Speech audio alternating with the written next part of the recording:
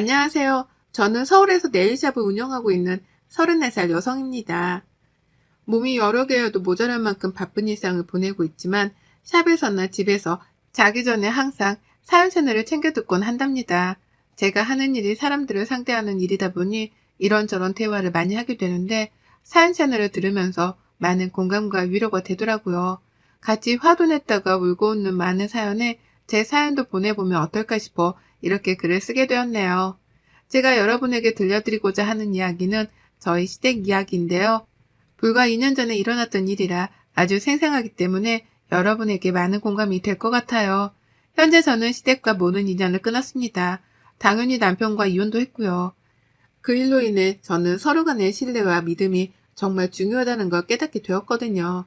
그리고 평생 내 편이 될 것 같았던 남편은 절대로 내 편이 될 수 없다는 것도 알았어요. 오로지 저만을 위해주고 아껴주는 사람은 저희 부모님밖에 없다는 것도요. 어떻게 된 사연인지 궁금하지 않으세요? 그럼 지금부터 사연을 시작하겠습니다. 저는 본디 여유가 있는 집안의 막내딸로 태어났어요. 대기업까지는 아니지만 이름을 대면 알만한 중견기업체를 운영 중이신 부모님 밑에서 남들이 하는 거 다 하며 원하는 것은 언제든지 할 수 있는 부유한 가정에서 자랐죠. 흔히들 저보고 금수저라고 하더군요. 아버지는 사람을 사귀는 데 있어서 돈으로 그 사람을 평가하면 안 된다는 생각을 가지고 계세요. 제가 넉넉하게 자랄 수 있던 이유는 다른 사람의 희생이었기 때문이라며 늘 감사하는 마음으로 살아야 한다고 하셨어요.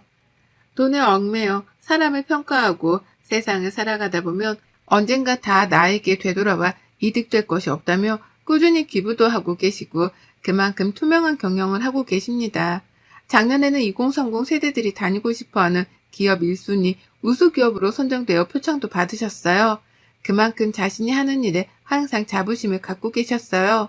그렇다고 남들에게 과시하거나 집안 자랑을 하는 그런 행동은 하지 않으셨어요. 저 또한 주변 사람들에게 제 집안에 대해 이야기를 하거나 하는 걸 좋아하지 않았어요. 고등학교 때 마음이 잘 맞는다고 생각했던 친구에게 이야기를 했더니 온갖 불쌍한 척을 하며 저에게 돈을 뜯어내려고 했던 안 좋은 일을 겪었거든요. 아무튼 그런 아버지 밑에서 자란 저와 제 오빠들은 아버지를 롤모델로 삼기도 했어요. 그만큼 존경하고 끊임없이 저희에게 배움의 가치를 주시는 분이니까요.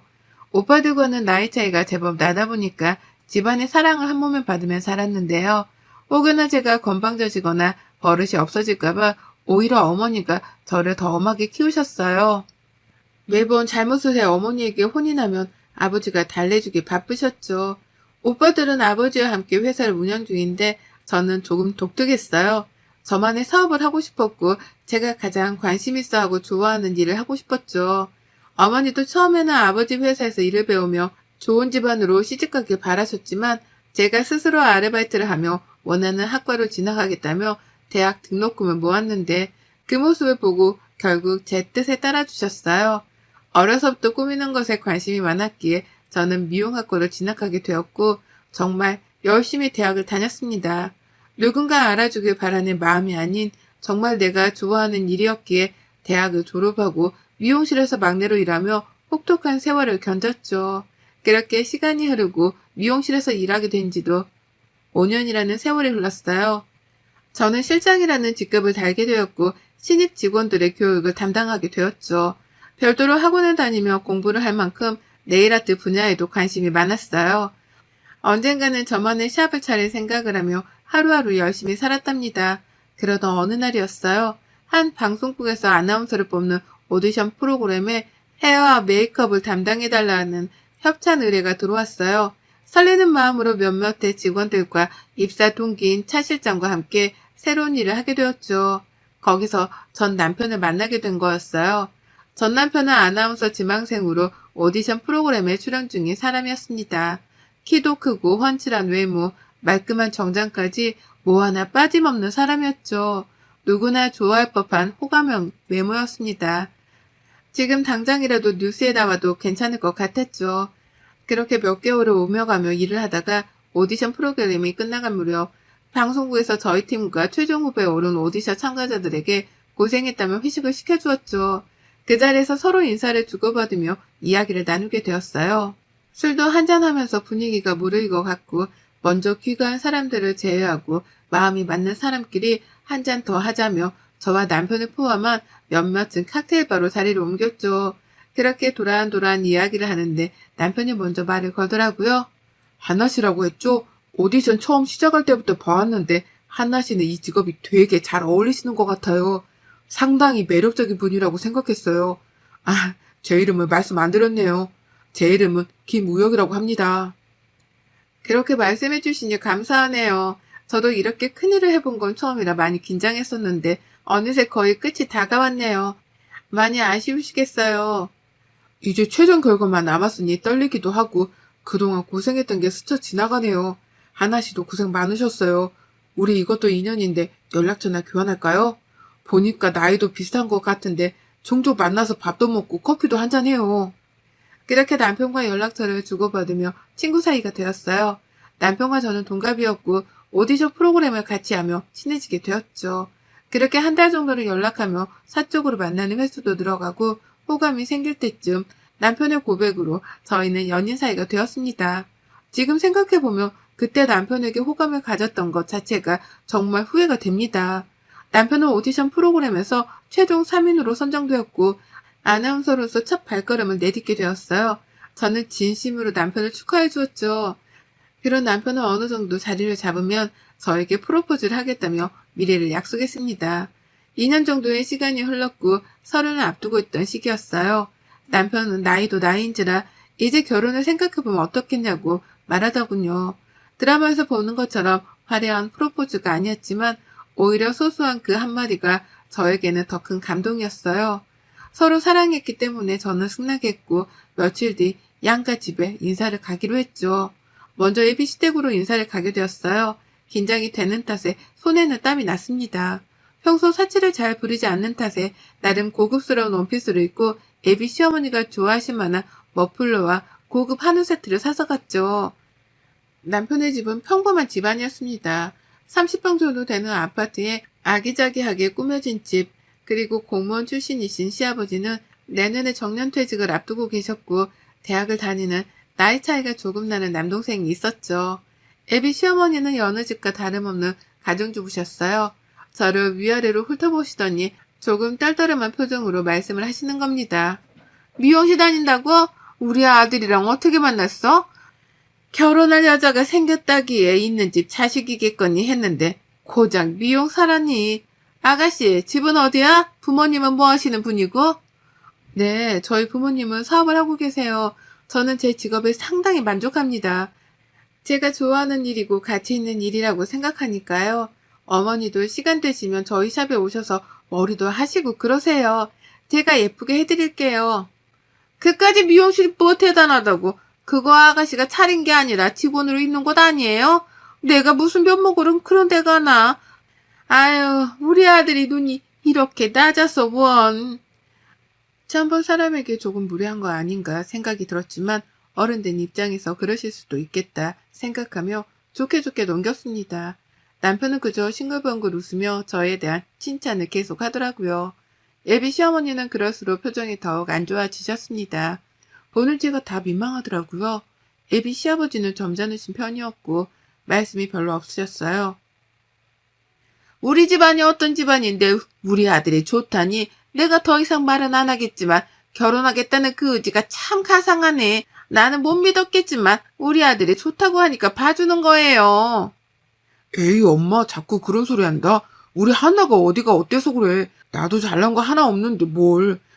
그렇게 말하면 한나가 섭섭해하지. 우리 잘 살게 엄마. 남편은 뭐가 그리 좋은지 헤헤거리며 넉살 좋게 예비 시어머니의 비위를 맞춰줄 뿐이었어요. 상당히 기분이 나빴지만 지나가는 관례라 생각하고 웃어 넘겼습니다. 며칠 뒤 저희 집에도 인사를 가게 되었어요. 그때서야 남편은 저희 집안에 대해 알게 되었고 조금은 놀란 눈치였어요. 하지만 그런 모습도 잠시 저희 부모님과 기분 좋게 인사하는 자리를 마무리했죠. 자기야, 자기 집이 이렇게 대단한 집인 줄은 몰랐어. 왜 진작 말 안 했어? 솔직히 어느 정도 살 거라 생각은 했는데 이 정도일 줄은 몰랐어. 자기네 집 정말 좋다. 대단하다. 미리 말 못해서 미안해. 우리 집 이야기를 일부러 하고 다니는 스타일도 아니고 그렇게 대단한 집안도 아닌 거 뭘. 우리 집도 여느 평범한 집이랑 다를 바가 없는 거? 아니야, 그럴 수도 있지 뭐. 우리 결혼 준비 잘 해보자. 내가 열심히 할게. 그렇게 저희는 양가의 허락을 받고 본격적으로 결혼 준비를 하기로 했습니다. 다행히 방송국과 제가 다니는 샵이 가까운 거리에 있었고 그 근처 아파트로 신혼집을 구했습니다. 아버지가 제가 결혼하면 주려고 제 명의로 미리 마련해 주셨던 곳이라 혼수만 장만하면 됐죠. 아버지는 넉살 좋고 서글서글한 남편이 마음에 드셨는지 결혼 선물이라며 외제차도 한 대 뽑아주셨어요. 집은 부모님이 해주신 거라 혼수는 반반 부담해서 장만하기로 했습니다. 시댁에서는 무조건 최고급으로 맞춰야 오래 사용한다며 2천만 원을 보태주셨고 저희 부모님은 그 돈 모아뒀다가 나중에 살면서 돈 필요할 때 쓰라며 혼수까지 마련해 주셨어요. 남편을 사랑하는 마음이 컸기에 그때 당시에는 이것저것 따질 겨를이 없었습니다. 결혼한다는 사실이 마냥 행복하고 좋았기 때문이죠. 그때까지만 해도 알콩달콩 토끼 같은 자식들도 낳으며 행복하게 살 줄 알았어요. 몇 개월 뒤 저희는 많은 사람들의 축하를 받으며 행복한 결혼식을 올렸어요. 남편은 방송국에서 메인 앵커로 자리를 잡으며 점점 승승장구하게 되었어요. 신혼을 충분히 즐기고 아이를 갖자고 협의했고 저희는 그렇게 달콤한 신혼생활을 즐겼습니다. 어느 정도 각오는 했었지만 결혼한 뒤에는 시어머니가 제대로 시집살이를 시키더군요. 밥하는 것부터 빨래하는 것까지 어느 하나 터치를 안 하시는 부분이 없었어요. 그나마 남편이 우리가 알아서 할 테니 그만하라고 단도리를 친 덕에 관심이 조금은 줄었지만요. 작년부터는 한 달에 200만 원씩 용돈을 달라고 하는 겁니다. 시아버지가 올 초에 정년퇴직을 하셔서 연금을 받긴 하지만 아직 대학생인 시동생이 있었고 시아버지 연금으로는 학비도 부족하고 생활이 빠듯하겠거니 생각해서 그러려니 했어요. 저도 어느 정도 연차가 쌓였던지라 세전 600 정도를 벌고 있었기에 큰 부담은 아니었죠. 하지만 시간이 지날수록 요구가 과해지기 시작했습니다. 알아서 용돈도 챙겨드리고 여행도 보내드리고 또 한 번은 동창 모임을 하는데 체면이 안 선다고 하셔서 고급 호텔 식당을 예약해 드리기까지 했어요. 툭하면 가정가구를 바꾸기도 하시고 끊임없이 돈 요구를 하셨죠. 저희도 슬슬 아이를 가질 계획을 해야 했던 터라 남편에게 말을 했어요. 우리 이제 곧 아이도 가지고 해야 할 텐데 지금 이대로라면 지출이 너무 심해서 무리가 될 것 같아. 아이 가지고 그러면 나도 오래 일 못할 텐데 조금 개선이 필요하지 않을까? 자기가 어머니한테 잘 말씀드려봐. 그런데 제가 저런 말을 하니 남편의 표정이 심각하게 굳어지는 겁니다.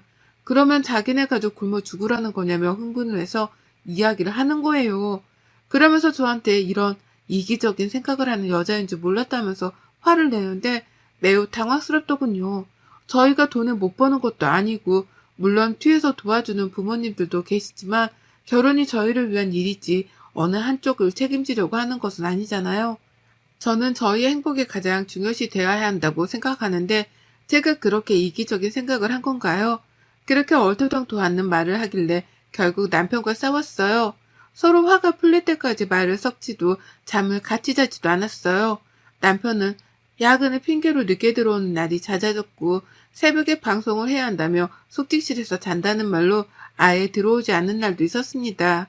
의심하지 않았어요. 그럴만 했다 생각하기도 했고 전혀 남편이 바람을 피우고 있다라고는 생각하지 않았거든요. 어느 날 모처럼 쉬는 날이어서 시어머니께 맛있는 것도 사드리고 백화점도 가서 선물도 사드려야겠다고 생각하고 연락을 드렸는데 받지 않으시는 거예요. 저는 무슨 일이 있나 하고 시아버지께 연락을 드렸으나 도통 연락이 되지 않았고 그렇게 혼자만의 시간을 보내고 있었죠. 그런데 점심이 지났을 무렵 시동생에게 전화가 오는 게 아니겠어요? 평소 연락을 잘 주고받지 않았던 터라 갑자기 연락을 해오는 게 의아했습니다. 형수님, 혹시 지금 어디세요? 지금 형이랑 같이 있어요? 엄마랑 혹시 호텔에 계세요? 제가 잘못 본 건가 해서 연락드려요. 네? 저는 지금 집에 있는데 도련님 무슨 말씀이세요? 천천히 해보세요. 아니, 형수님, 제 말 놀라지 말고 잘 들으세요. 제가 혹시나 하고 연락드린 건데 아무리 생각해도 이건 아닌 것 같아서 말씀드려요. 형 만나는 여자 있는 것 같아요. 제가 함부로 꺼낸 말은 아니지만 저는 처음에 형수님이랑 엄마랑 셋이 있는 줄 알았는데 제가 학회 행사가 있어서 호텔에 왔는데 모르는 여자랑 형이랑 있는 거예요. 아는 척은 안 했는데 말씀드려야 할 것 같아서요. 시동생의 갑작스런 전화에 저는 오만 가지 생각이 다 들더군요. 그동안 남편의 행동이 수상쩍게 느껴지기 시작했어요. 그렇게 시동생과의 통화를 끝내고 남편이 오기만을 기다렸어요. 남편이 잠든 틈을 타 휴대폰을 몰래 보려고 했습니다. 평소에 잠금을 해두지 않아서 보기 수월했어요. 휴대폰 메신저를 통해 본 대화 내용은 아주 가관이더군요. 서로 보고 싶어 안달난 애틋한 연인이 따로 없었어요. 저는 재빨리 그 여자의 연락처를 저장했고 남편이 그 여자와 나눈 대화를 캡처해 제 휴대폰으로 전송시켰습니다. 그리고는 보지 않은 척 캡처한 내용을 삭제했고 내색하지 않기로 했죠. 남편에 대한 배신감과 분노가 하늘을 찔러 당장이라도 패버리고 싶었지만 좀 더 확실한 증거가 있어야 했어요. 저는 그 길로 그 내연녀에게 연락해 만나자고 했습니다. 다음날 근처 카페에서 그 여자를 기다렸어요. 그쪽이 이한나 씨? 반가워요. 김유정이라고 해요. 단도직입적으로 말할게요. 우리 오빠랑 헤어지세요. 어차피 애도 없는데 이혼이 흠도 아니고 오빠가 말하기 전에 이런 기회가 찾아오네요. 저희 많이 사랑해요. 만난 지 2년 넘었고요. 그게 지금 불륜녀가 할 말이에요? 한 가정을 파탄내놓고 뭐가 그렇게 당당해요? 지금 당신 내 남편이랑 불륜 저지르고 있는 거야. 알아? 말 다 했어요? 보니까 쥐뿔도 없어 보이는데 우리 오빠 그만 놔줘요. 어울리는 짝이랑 살아야지. 오빠 돈 보고 결혼했어요?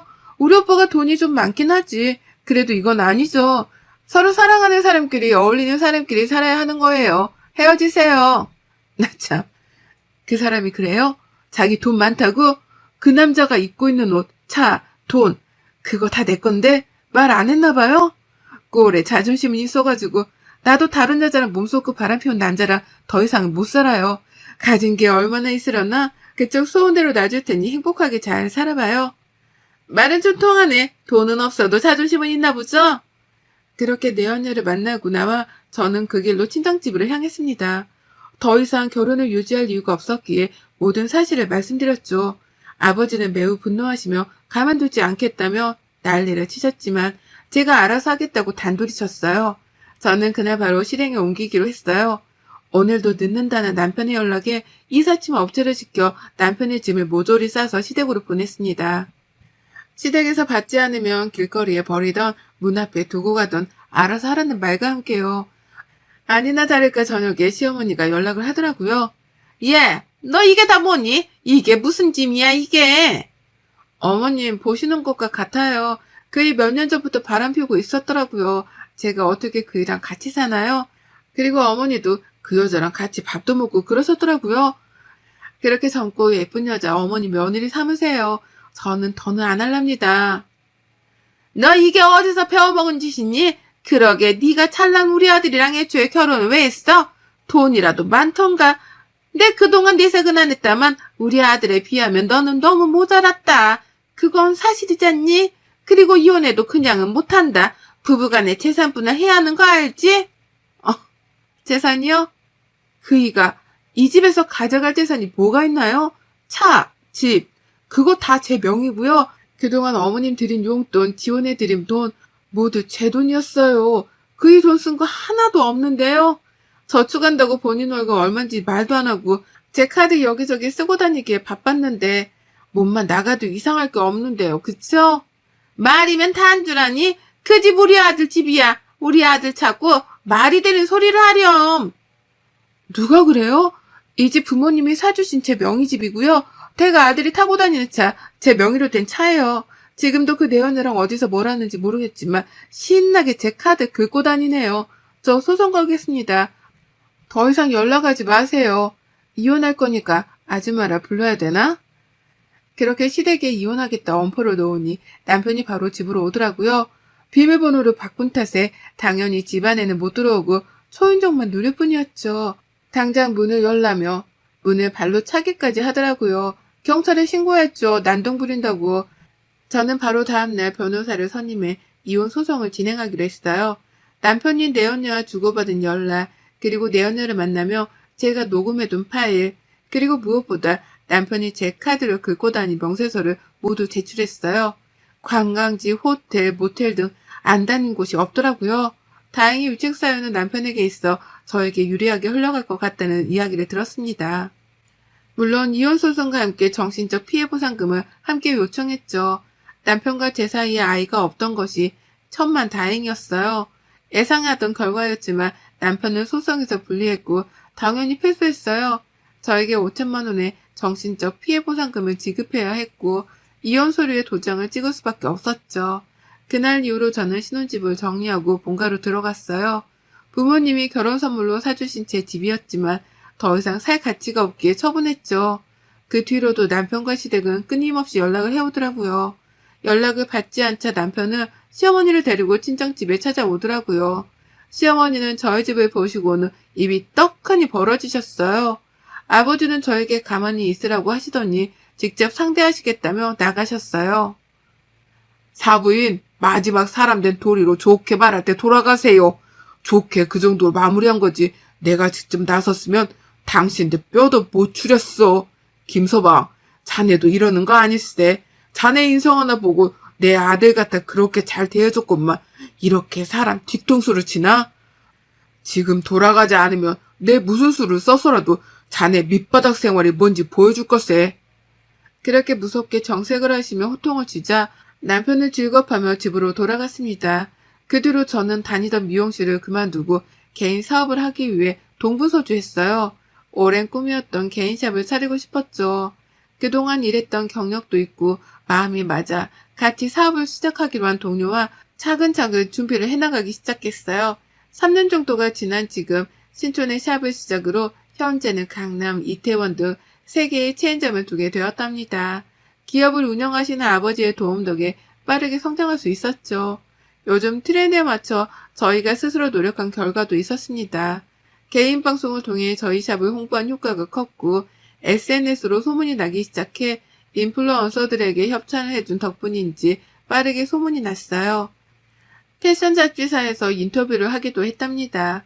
믿었던 사랑하는 사람의 배신으로 이혼의 아픔을 겪었지만 저는 앞으로 더 성장할 것이고 더 잘 되리라 생각하고 있어요.